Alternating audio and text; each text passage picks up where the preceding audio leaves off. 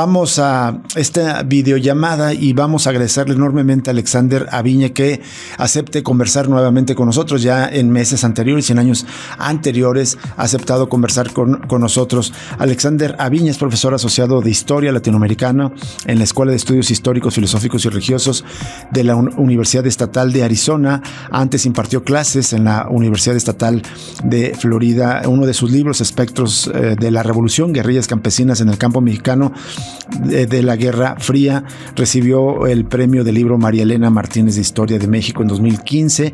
También publica en varios medios y es, digamos, analista también para distintos medios de comunicación. Alexander Aviña, gracias por aceptar conversar con nosotros. Te saluda Rubén Martín.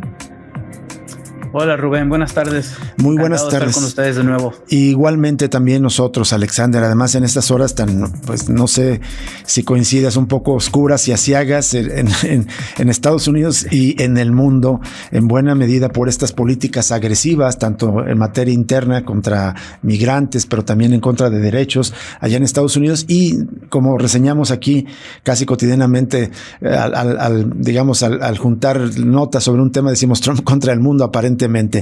¿Cómo estás viendo las cosas y especialmente después de este segundo asesinato de un manifestante allá en Minnesota el pasado sábado, Alexander? No, en verdad estamos viviendo un tiempo de los monstruos, ¿no?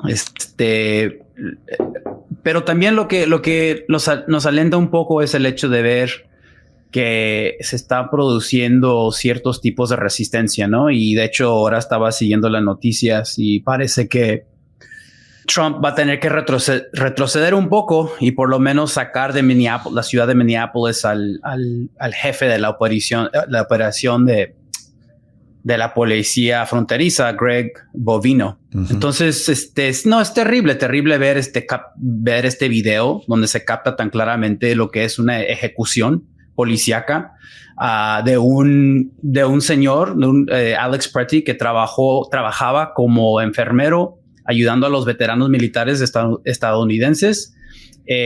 Parece que la bronca empezó porque él defendió a una mujer que estaba grabando usando su celular a unos policías fronterizos muy agresivos. Entonces Alex Pretty murió defendiendo la vida de otra persona. Y el hecho de que fue captado de una manera tan clara, ¿no? En video y lo rápido que se difundió el video, un día después de que hubo casi como una huelga general en la ciudad de Minneapolis, ¿no? Entonces, varios compas que yo conozco que viven allá me han comentado de que ellos analizan la ejecución de Alex Pretty como forma de venganza, ¿no? Como decimos, ¿no? De entre comillas, la migra, reaccionando en contra del desacuerdo popular que existe en contra de las operaciones que han llevado ya por semanas en la ciudad de Minneapolis. Así es. Y como dices, quizás dentro de toda esta situación de violencia, de estas políticas tan brutal que se tratan de poner tan brutalmente en contra de la comunidad migrante, pues genera cierta esperanza y aliento ver estas resistencias tan fuertes. Te quisiera preguntar, Alexander, ¿por qué en particular ha sido tan agresiva esta decisión de la administración de Trump de enviar estas fuerzas migratorias, el ICE, la Gestapo, como ya empieza a ser conocida, no sé si coincide en varias partes del mundo, la Gestapo de Trump? ¿Por qué en particular en Minneapolis? ¿Es algún tipo de venganza política contra el gobernador, por ser una ciudad demócrata? ¿O cómo se explica? ¿O porque sí hay una comunidad migrante importante? ¿Cuál es la razón? Creo que es una combinación de todos esos temas, ¿no? El hecho de que el gobernador de Minnesota, Tim Walz, fue candidato de vicepresidencia con Kamala Harris en la última elección. Parece que también hace unas semanas no quiero decir que es un periodista, es un derechista revanchista que ha trabajado con Trump y con el Partido Republicano. Sacó un supuesto reporte alegando que había instancia de fraude cometida en la ciudad de Minneapolis por comunidades migrantes y refugiadas del país de Somalia. Entonces eso también como que alentó, le dio fuerza o le dio justificación al anuncio de mandar no solamente al ICE, pero también como decimos aquí los activistas, la migra, sí.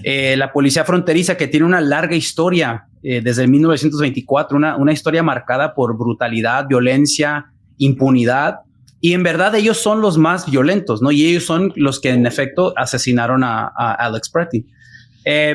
Pero es una combinación de lo político, ¿no? Del hecho de que ese estado es un estado democrático, por el rol del gobernador, Tim Walz, alegaciones de fraude que fueron levantados, mentiras, por este supuesto reportero de derecha. Y lo que se me hace también muy interesante notar es que la gran mayoría de migrantes que viven en Minneapolis y en esa área en particular tienen su estatus migratorio es legal, son refugiados, o sea, tienen papeles, como decimos nosotros acá, ¿no? Entonces no están ahí para llevar a cabo lo que dicen, lo que están ahí, ¿no? O sea, no van a estar ahí para levantar a inmigrantes indocumentados o van a levantar a personas que tienen una condición ilegal cuando se trata de temas migratorias. No, están atacando una comunidad que el gran porcentaje, mayor de 90% de los migrantes que viven en esa ciudad tienen un estatus legal. Entonces, este es un plan plenamente político. Sí. Afortunadamente, la gente de Minneapolis ha reaccionado de manera muy fuerte.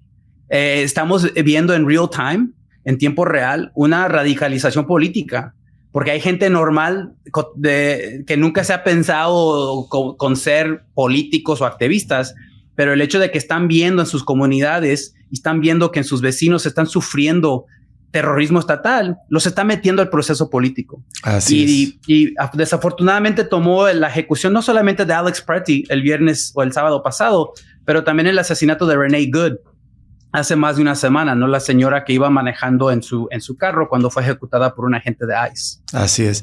Y como dices, es esperanzador y cómo mucha gente se está politizando al calor de estos acontecimientos y el silbato se ha convertido como un signo de resistencia. Quiero preguntarte ya en el escenario más general, además de esta resistencia en Minneapolis, Alexander Aviña, sobre el clima político general en Estados Unidos. Unas encuestas que marcan una caída claramente de la popularidad de Donald Trump porque no ha cumplido sus promesas de combatir la inflación, de hacer una vida más asequible para los estadounidenses y también sus fallas en otras áreas. Pero también ya descontento con la aplicación de ciertas políticas, estar metiéndose en el exterior, haciendo guerras, invasiones, la de Venezuela, las amenazas de tomar de Groenlandia, en fin, un clima que también no solo molesta a algunos demócratas, sino a la base maga de Donald Trump. Ante esa caída en las encuestas, leía por ahí, quiero preguntarte tu opinión, si crees que esta violenta incursión de ICE en ciertas ciudades sea deliberada para crear un clima de descontento, de crisis y eventualmente suspender las elecciones de noviembre. Tal vez, ojalá no. Nos falta mucho tiempo, ¿no? Pero sí, esa posibilidad, que ha sido una posibilidad mencionada por Trump, vale la pena para los que estamos acá pensar y tomar en serio ese peligro, esa amenaza del hecho de que se vayan a suspender las elecciones del próximo noviembre. O tal vez también no es necesario suspenderlo, pero pueden tomar lugar dentro de un ámbito de coerción, ¿no? O sea, yo me puedo imaginar un despliegue de policías de ICE o de la policía fronteriza a ciertos lugares estratégicos, ¿no? O sea, no sería necesario mandarlos por todo Estados Unidos, pero a ciertos distritos y a ciertos estados donde la contienda electoral va a estar muy reñida, incluyendo como aquí en Arizona, donde estoy yo, en particular en el sur de Arizona. Pero sí, parece que Trump está en su nivel de popularidad más baja, según las encuestas. La situación económica es bastante débil. Hay crecimiento económico, pero sin empleo, sin generar empleo. Hemos visto lo que ha pasado en el ámbito global, con lo que pasó con el secuestro de Maduro, con la amenaza de guerra en contra Irán. Y en el ámbito global, eso genera contradicciones internas dentro de la coalición política de Trump. Entonces, para mí se me hace muy difícil pensar cómo va a poder sostener su proyecto político de esta manera, porque está basado en polarización, continuamente, ¿no? Pero eso también se está generando dentro de su propia coalición política. Entonces está en un punto muy bajo. Y sí, el miedo es que leyendo las encuestas va a ser algo muy drástico, ¿no? Más de lo que ya ha hecho, declarar un estado de emergencia. De hecho, en la situación de Minneapolis, ha amenazado con invocar el Insurrection Act, ¿no? Una ley muy vieja en Estados Unidos que le da el poder de desplegar elementos militares a locales, a espacios geográficos donde hay una supuesta pérdida de autoridad legal. Entonces sí, el miedo es que haga algo muy drástico, pero también he leído reportes de que, y no sé qué tan veraces sean, pero que ciertas voces dentro de su gabinete están perdiendo un poquito de poder. Gente como Stephen Miller, que es un racista, revanchista, antiinmigrante, que mucha gente lo señala a él como el intelectual, ¿no? que el responsable intelectualmente de esta campaña de terror que se ha desatado en contra de comunidades migrantes y de no migrantes, ¿no? Porque ya hemos visto que esta violencia está tocando a todos sectores de la sociedad americana. Entonces, sí estamos en un lugar, en un tiempo muy precario, pero el gran problema, y lo he señalado con ustedes antes, el problema es que no tenemos una posición política que esté listo para tomar ventaja de esta situación. Entonces, los demócratas, hay ciertos demócratas sin mucho poder, pero ahí están diciendo, ¿no? Pidiendo cambios más radicales, como la abolición de ICE. Pero el partido, como en general, el liderazgo del partido no es capaz de tomar ventaja de esta situación. Y esto es la gran tragedia en este momento. Y Trump está beneficiándose de una oposición muy débil, sin imaginación política, que está captada por sus propios intereses económicos, ¿no? Con los lobbies que les pagan, que les dan mucho dinero para seguir con políticas muy tibias que no responden al momento. Así es. ¿Qué tal, Alexander? Te saluda Jesús Estrada. También he leído por ahí, digamos, de muchas personas que están participando en protestas, pues que ellos van más allá del Partido Demócrata. Dicen, tenemos que organizarnos abajo de manera popular y pues no pensando, digamos, en esta lógica electoral. Vimos el fin de semana cómo las protestas se multiplicaron en decenas de ciudades de manera increíble y de hecho, bueno, recordábamos, hubo una huelga convocada que se realizó el viernes pasado en Minnesota, pero ya hay convocatoria de sindicatos de extender esa huelga a escala nacional. Hay otra convocada para este viernes que viene. ¿Qué posibilidades hay de que la resistencia, más allá, digamos, del tema electoral, sino en contra de las políticas de ICE, se multipliquen y que, no sé, podríamos imaginar una huelga general en Estados Unidos en algún momento? ¿Tú crees? A la escala nacional a mí se me hace muy difícil. Ahorita lo que estamos viendo es algo similar a lo que vimos el verano pasado, ¿no? Vemos brotes locales, ¿no? Focos locales de resistencia. Pero estos asesinatos de Alex Pretty y Renee Good, han captado la atención de toda la sociedad americana, aparte de las comunidades de activistas, aparte de las organizaciones sindicales o grupos políticos que no necesariamente gastan mucho tiempo pensando en la estrategia electoral. El reto es cómo conectar todos estos diferentes focos y brotes a la escala nacional. Y ahí es donde nos hace falta un partido político de oposición que sea capaz y que tenga el deseo o las ganas o la motivación de poder hacer algo semejante. Pero sí, hemos visto donde hay represión va a haber resistencia, y es lo que hemos visto el año pasado en Los Ángeles, en las comunidades mexicanas, fuera de Los Ángeles, por todos lados. Como les digo, el reto es cómo canalizar esto a nivel nacional. El tema de los trabajadores y los sindicatos es un porcentaje muy pequeño de trabajadores en Estados Unidos que forman parte de un sindicato. Entonces también ahí a la escala nacional, pero en ciertos espacios geográficos sí son muy fuertes, como en Minnesota. Entonces para mí me alienta mucho ver que en ese espacio están organizando de esa manera. Y tenemos que encontrar la manera de ampliar la base de resistencia y fuera de los activistas y de las organizaciones de autodefensa, etcétera, etcétera, y casi como formar un frente popular. Es lo que nos va a sacar de esto, un tipo frente popular, pero tenemos que tener liberales, tenemos que tener un partido demócrata que quiera formar parte de este frente para hacerle resistencia a la política de Trump. Más allá del tema migratorio, te quería preguntar, Alexander Aviña, de tu opinión acerca de esta reedición de la doctrina Monroe con este corolario Trump, y que, bueno, ya vimos sus consecuencias directas con la invasión a Cuba, el secuestro de Nicolás Maduro y de su esposa, pero también las pretensiones imperialistas manifiestas, declaradas descaradamente, como la toma de Groenlandia, lo que ha llevado o también nuevas burlas o sugerencias de que también se quiere anexar Canadá, y las reacciones que ha generado en el plano internacional, las fracturas con la Unión Europea y con la misma Canadá. ¿Cómo estás viendo las políticas trumpistas en imperialistas?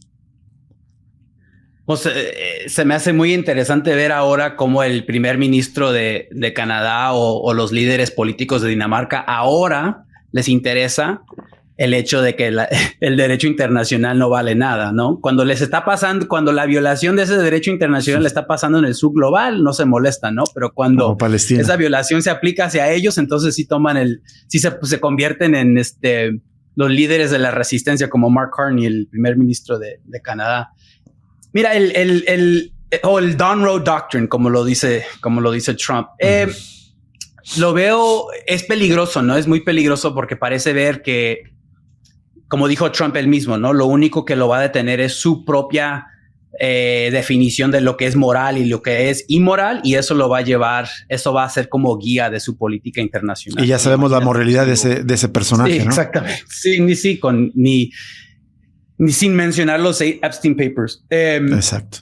Pero también parte de la manera que yo leo esta situación es que el Monroe Doctrine, como fue formado en el siglo XIX y luego fue reinterpretado por Teddy Roosevelt a principios del siglo XX, eso ocurrió en un momento donde el imperio estadounidense estaba creciendo, estaba en el momento de ascenso. En contraste ahorita lo que está diciendo Trump hacia el Don Road Doctrine está ocurriendo en un momento de declive. Parte de lo que yo veo ahorita es un imperio estadounidense que ve que internacionalmente no puede competir contra China en grandes partes del mundo. Entonces, como siempre lo ha hecho históricamente, regresa a las Américas, y los latinoamericanos tienen que sufrir ese momento de derrota de Estados Unidos en otras partes del mundo. Y para mí la operación en contra de secuestro de Maduro muestra esa debilidad, ¿no? No tuvieron la capacidad militar o política para lanzar una operación militar más amplia como lo hicieron contra Manuel Noriega en 1989. En ese instante, esa operación militar involucró como 20,000 soldados estadounidenses. No, en este caso contra Maduro tuvieron que usar un despliegue tecnológico impresionante con aviones de caza, con la armada estadounidense, pero lo tuvieron que hacer en la noche, en escondidas, y solamente solamente no, pero fue una operación de secuestro en contra de Maduro y su esposa. Entonces, para mí, yo también leo ese acto como concibiendo, ¿no? De sus límites del poder imperial y militar que pueden ejercer ahorita en Latinoamérica. Claro, esto no lo digo de forma para sobreconfiarnos, ¿no? Claro. Yo pienso que Cuba ahorita está en un lugar muy precario en contra de los relativo a Trump, especialmente porque el lobby latinoamericano exiliado que existe en el sur de la Florida es muy tremenda y muy influyente. También ya sabemos, si ustedes bien lo saben, que México ha recibido ya por años muchas amenazas por parte de Trump y su coalición política. Pero también este es un momento donde hay límites serios militares en términos de capacidad que también debemos de tomar en cuenta, ¿no? Y no pensar que ese es un imperio en el ascenso que va a hacer lo que quiere hacer y sin resistencia alguna. Uh-huh. Alexander, quería volver un poco a la situación dentro de Estados Unidos y preguntarte por el tema del racismo y cómo puede estar impactando en esto que estamos viendo en la actuación brutal del ICE. En algún lugar leí que hay varios, digamos, ha habido un reclutamiento, o más bien ha habido muchísimos voluntarios que se han sumado a las filas de el ICE desde que Trump llegó nuevamente al poder, algunos de ellos vinculados a sus bases de apoyo del MAGA. Pero ¿qué tanto el racismo que despliegan las palabras de Donald Trump y de sus altos funcionarios están llegando, digamos, a esa base de agentes del ICE traduciéndose en acciones violentas? Me preocupa mucho también, por cierto, el otro día veía a este polémico personaje de extrema derecha, Tucker Carlson, que por cierto me parece lamentable. He escuchado a gente más o menos progresista que defiende la causa palestina defendiendo a Tucker Carlson porque él critica la actuación de Israel, pero sin embargo es uno de los que influyen en mayor racismo en los medios de Estados Unidos. Bueno, el tipo insiste con el tema de la teoría de conspiración del gran, ¿cómo lo llaman? Gran reemplazo. El gran reemplazo de la población blanca, algo que también en Latinoamérica he escuchado a seguidores de la extrema derecha que lo replican. ¿Qué tanto el racismo está viéndose ya en la acción de el ICE contra la población migrante? Sí, no, es muy preocupante, ¿no? Hay reportes, como bien señalas, de que exmiembros de grupos de extrema derecha que eran muy públicos durante la primera administración de Donald Trump, organizaciones como los Proud Boys y otros, que supuestamente varios de sus miembros dejaron esas organizaciones para convertirse en agentes de ICE, ¿no? Y por esa razón el año pasado bajaron las calificaciones para poder entrar al ICE a un nivel mínimo, ¿no? De los requisitos físicos, académicos, son casi inexistentes, ¿no? Están aceptando casi cualquier persona que quiere formar parte del ICE. Y ahí está un gran problema. Los demócratas replican, dicen, mira, el problema de ICE es que es por eso, ¿no? Por el problema de falta de entrenamiento, de capacidad, etcétera, etcétera. Pero hay algo más profundo y parte de ese problema más profundo es el problema del racismo. Y Trump está usando el ICE y la policía fronteriza como si fueran sus paramilitares personales, ¿no? Y muchos de ellos están motivados por las mismas ideas racistas, revanchistas que animan a Donald Trump y a gran parte de su base política. No, muchas de esas ideas hace 10 años, diría yo, estaban en los márgenes, ¿no? En los márgenes extremistas de las alas derechistas, ¿no? Y ahora verlos en el mainstream, como dicen aquí, en el mero centro del partido republicano, con un presidente con Trump, con asesores como Stephen Miller, sí, ¿no? Provoca mucho miedo, ¿no? Y mucha preocupación. Y ahora parece que el ICE también ha sido reorganizado según los principios racistas de su líder. La policía fronteriza siempre ha sido así. O sea, ellos han sido policías racistas desde que fueron fundados, ¿no? Y no importa el hecho de que más de la mitad de todos los policías fronterizos son de descendencia latina, que es muy interesante. Sí. Entonces, ¿cómo definen lo que quiere decir ser blanco? Es una definición muy amplia, ¿no? Dependiendo en si sigues la política interna de esa organización policíaca y ahora en este momento si siguen la política de su presidente. Claro.